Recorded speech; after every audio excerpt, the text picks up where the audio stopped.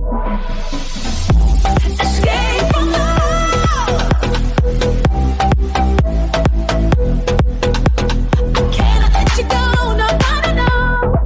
guys, kembali lagi bersama aku Yoga.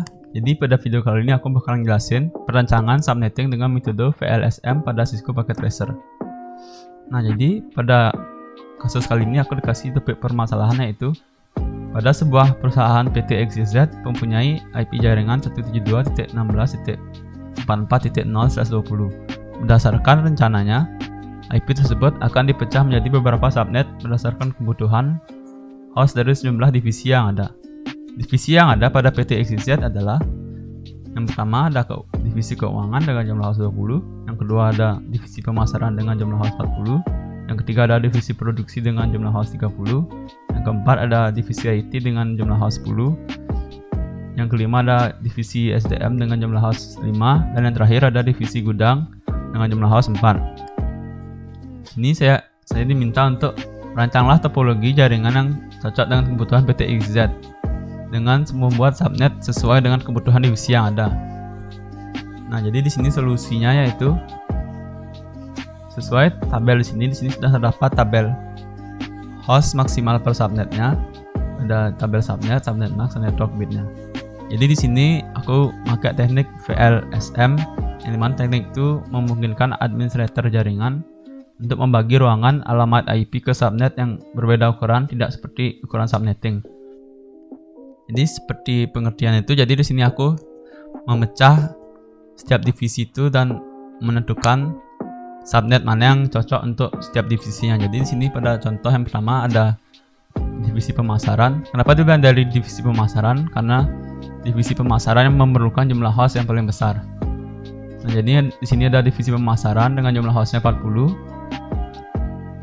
Maka yang memenuhi dari host subnet ini yang memenuhi 40 yaitu 62 dengan prefix /26.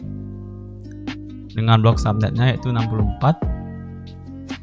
Maka jika di sini diubah ke prefixnya itu sudah terdapat bilangan biner dan bilangan BSN sini.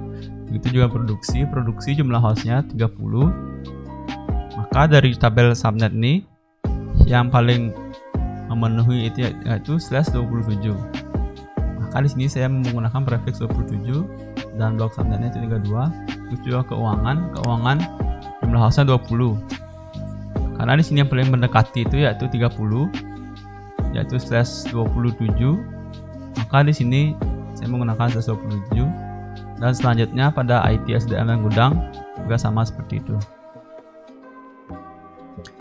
Lalu di sini sudah jadi tabel, ada prefix, network ID, rentang IP broadcast, subnet max, dan blok subnetnya. Nah, jadi di sini ada network ID dimulai dari 0. Kemudian diproduksi ada 64. Kenapakah begitu? Karena di sini pemasaran nih dimulai dari 0. Di pemasaran nih blok subnetnya yaitu 64. Maka pada produksi blok subnet sebelumnya pada pemasaran nih 0 tambah 64 sama dengan diproduksi 64. Kemudian 64 dan diproduksi ini mempunyai blok subnet 32, maka tinggal ditambah 64 tambah 32 dengan 96. Begitu juga seterusnya untuk mencari network ID-nya. Terus selanjutnya hardware yang digunakan. Nah, di sini aku menggunakan router, PC, dan switch. Nah, router nih aku makainya 3, PC opsional ya mungkin. Jadi di sini aku makainya 18 PC. Yang di setiap switch itu nanti ada 6 switch yang menyambungkan pada setiap PC. Terdapat 3 PC, jadi 3 kali 6 16.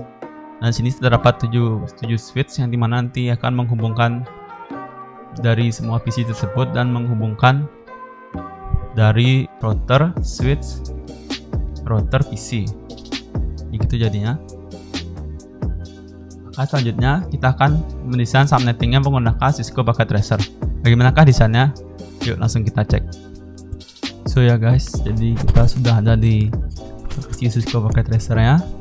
Dan di sini merupakan sudah jadi desain subnettingnya. Jadi di sini aku pakai kabel biasa untuk menghubunginnya. Langsung aja aku hubungin, jadi video aku percepat aja.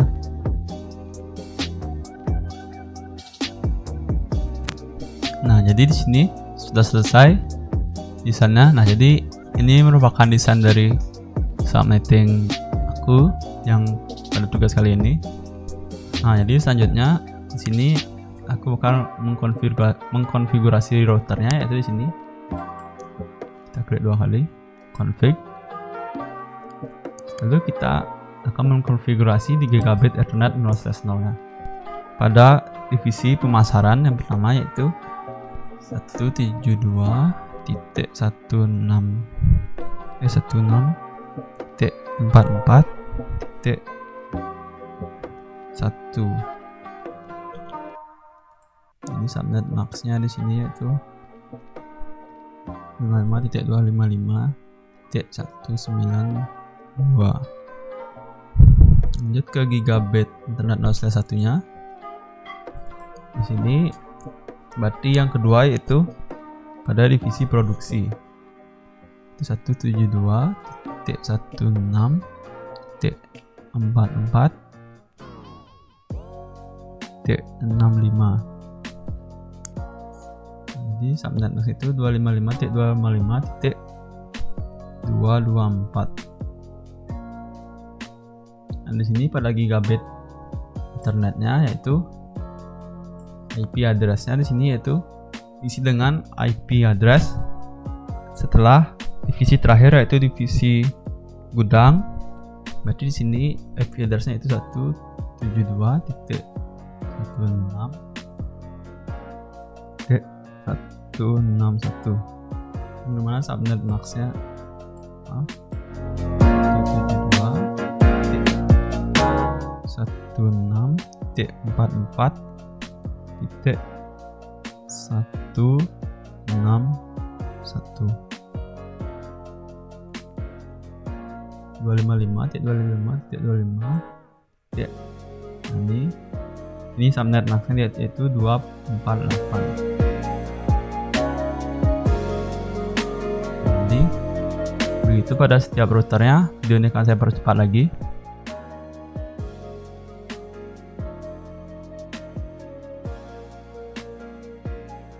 Sudah, maka jangan lupa pada tiap giga internet ini di on-kan semuanya. Jadi akan saya percepat lagi. Nah, jadi pada langkah selanjutnya kita akan mengkonfigurasi IP-nya pada setiap PC. Atau di sini pada PC pemasaran yang pertama yaitu IP yang pertama 172.16.44. IP address di sebelah kiri ditambah 1 yaitu berarti ditambah 1 yaitu 2, dimulai dari 2. Maka subnet max-nya di sini 255.192. Dengan dapat gateway-nya itu dari rentang kiri, rentang IP awal pada divisi pemasaran.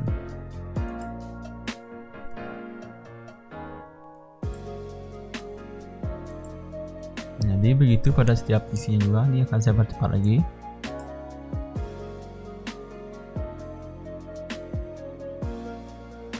Nah, jadi di sini sudah sampai ke divisi yang sekarang selanjutnya, itu divisi keuangan. Caranya sama seperti yang tadi. Di sini IP address-nya itu 172.16.44. Rentang IP awalnya yaitu 97 tambah 1 berarti 98. Kemudian di sini input gateway-nya itu 97.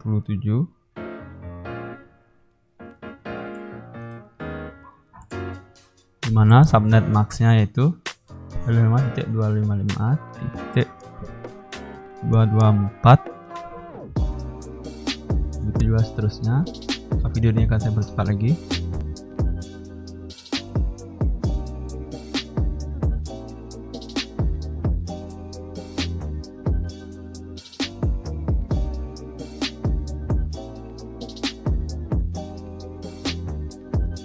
jadi sini telah terisi semua IP configuration pada setiap PC-nya. Maka selanjutnya hubungkan setiap PC ke switch dan pada routernya. Jadi di sini kita memerlukan routernya. Sini sudah ada routing, sudah terdapat routing, lalu static. Nah, jadi di sini kita akan memasukkan visi keuangan, IT, SDM, dan gudang. Di static ini diisi dengan IP yang akan dituju. Nah, jadi di sini network ID tujuannya. Yang pertama kita akan menuju ke keuangan berarti IP address itu 72.1. Jadi kita add. Nah, jika sudah, maka berikutnya akan diisi lagi, seterusnya sampai pada divisi gudang. Nah, jadi video ini akan aku percepat lagi.